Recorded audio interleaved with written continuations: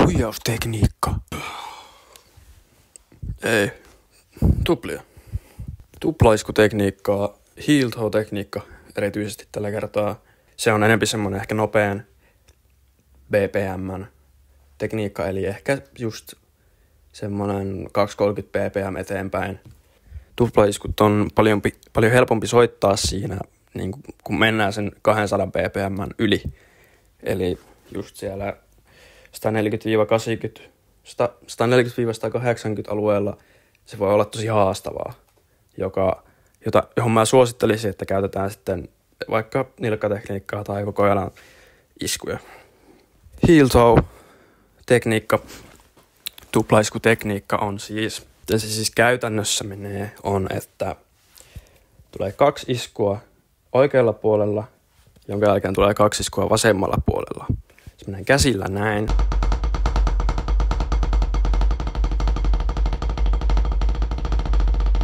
Ja jaloilla näin.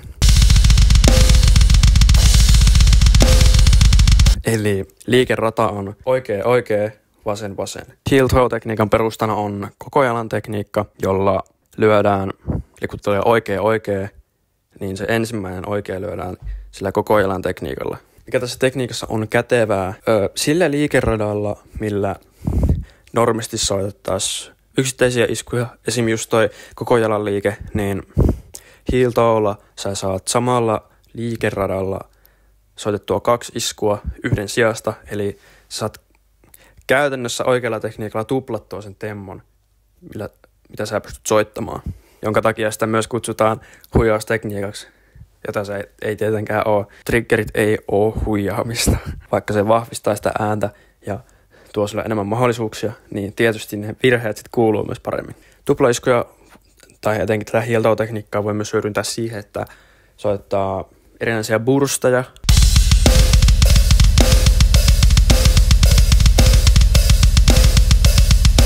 Pedaaliasetuksista. Mä itse käytän tuplaiskuihin samoja asetuksia kuin ihan niin kuin yksittäisiin iskuihin, vuorojalkaiskuihin. Mutta mulla on se ero niissä, että mä soitan tuplia ilman kenkiä, kun taas yksittäisiä iskuja, jos mä haluan soittaa sviveliä tai perusnilkkatekniikkaa, niin mä itse käytän siinä kenkiä. Mulla on jousien kireys ehkä semmonen 70-80% ja sitten nuijat on ehkä semmonen 40/45 asteen kulmassa. Tän triggereistä lyhyesti. Triggerit, ne on siis, jonka avulla sitten laukastaan sample ja yleensä se sensori, kun puhutaan triggereistä, siitä, että joku rumpu on trigattu, niin sillä tarkoitetaan sitä, että se herkkyys on laitettu tosi korkealle, eli ei tarvi kun vähän hipaasta sitä rumpua, niin se sensori ottaa sen. Ikään kuin jokainen isku kuuluu yhtä kovaa, ihan sama kuinka kovaa sä lyöt, joka sitten taas tietystä temposta ehkä semmoinen 220, 230, 240 bpm eteenpäin. Mutta sitten siinä on tietysti se varjopuoli, jos se tekniikka ei ole ihan hanskassa ja tempo ei ole ihan hanskassa, niin sitten tietysti virheet kuuluu myös selvemmin, kun jokainen isku kuulostaa samalta. Niin sit jos sä soitat huonosti, niin sitten sen huomaa. Ja vaikka tekniikan nimi on heel toe, niin sitä kantapäätä ei oikeastaan käytetä itsessään siihen iskun lyöntiin. Tosissaan se eka isku sitten tuodaan sillä koko jalan tekniikalla, eli siinä käytetään päkiää ja ehkä vähän jalkapohjaa. Se vähän riippuu siitä, että missä kohtaa pedaalia sun jalka on, koska jotkut soittaa tuplaiskuja niin, että jalat on vähän niin puoliksi siinä pedaalilla. Eli tavallaan kantapää jätetään ulos, mutta sitten mä itse soitan niitä silleen, että mulla on melkein koko jalka siinä pedaalilla. Tämä on myös semmoinen tekniikka, että se saa olla aika tarkkana ergonomisesti, että tekee oikein. Istuma-asento meinaa mennä helposti semmoiseksi eteenpäin nojautuvaksi, joka on sitten selälle huono. Se voi toki auttaa soittaa nopeammin, mutta ergonomiaan kannattaa kiinnittää huomiota. Ja sitten koskien myös mitä tahansa muuta tekniikkaa. Et jos säären lihaksiin alkaa sattumaan, niin teet jotain väärin. Käyttäkää pohkeita ja lonkan kovistajia. Miten mä lähtisin ilman pedaaleita harjoittelemaan heel-toe-tekniikkaa, niin ensinnäkin se perusliike pitää ottaa haltuun. Ja tässä pitää tosiaan olla se koko jalan liike hallussa, full leg motion. Se liike menee näin, että oikea, vasen, vasen.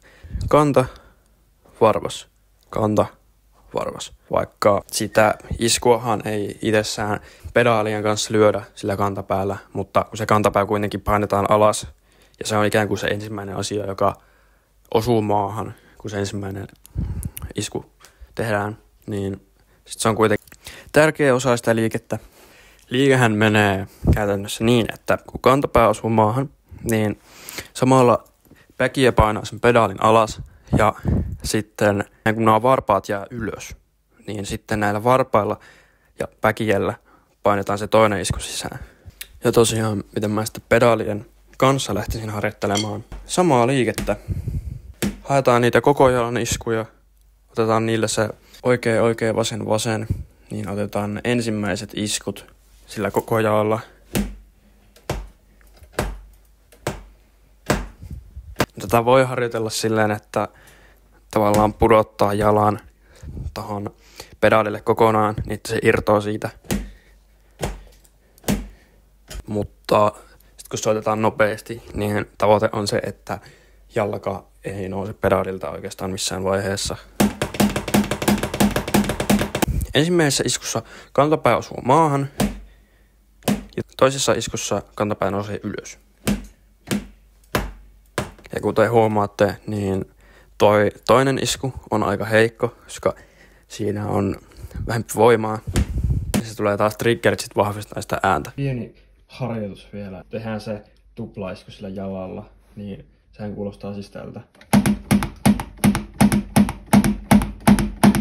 Tätähän on hyvä yksittäisillä jaloilla harjoitella niin, että haet shuffle fiilistä siitä. Niin haet sillä yhdellä jalalla sitä. Ja sitten kun on nämä kaikki